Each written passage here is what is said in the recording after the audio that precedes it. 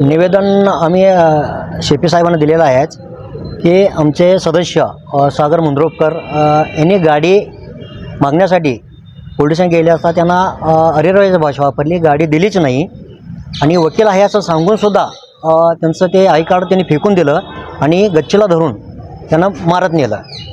वास्तविक पाहता की वकील आहे असं सांगण्यापेक्षा गाडी मागायला गेले होते आणि गाडी बेवारस गाडी म्हणून त्यांनी घेऊन गेली होती. इनफॅक्ट घराजवळची गाडी बेवारस असायला काही गरज नाही, तरीसुद्धा बेवारस गाडी घेऊन गेले आणि ह्यांना जेव्हा माहीत झालं की गाडी विजयपांडुरंग पोलीस स्टेशनला आहे त्यावेळेस त्यांनी ती गाडी न देता अगदी अमानुष मारहाण केली.